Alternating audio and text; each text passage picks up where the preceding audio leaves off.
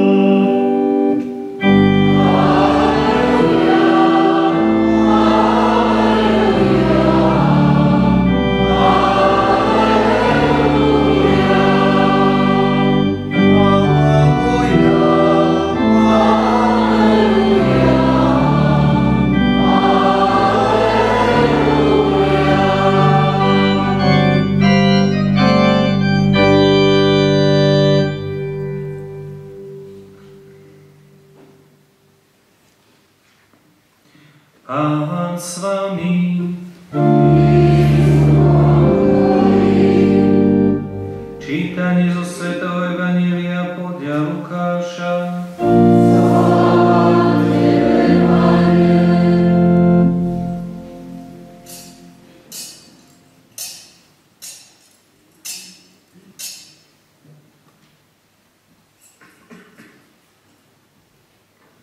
Prvý deň týždňa zavčas ráno prišli k hrobu ženy a priniesli voňavé oleje, čo si pripravili. Kameň našli od hrobu odvalený, vošli dnu, ale telo Pána Ježiša nenašli. Ako nad tým rozpačito uvažovali, zastali pri nich dvaja mužovia v žiarivom odeve.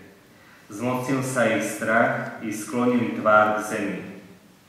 Ale oni sa im prihovorili: prečo hľadáte živého medzi mŕtvými? Niet ho tu, vstal z mŕtvych. Spomeňte si, ako vám povedal, keď bol ešte v Galileji.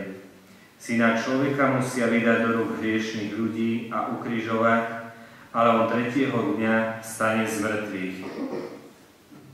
Tu sa rozpamätali na jeho slová, vrátili sa od hrobu a toto všetko zvestovali 11 i všetkým ostatným.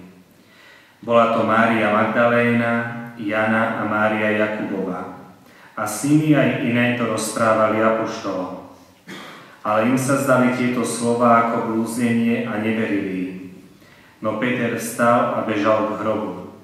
Keď sa nahol dnu, videl tam len plachty. I vrátil sa domov a čudoval sa, čo sa stalo.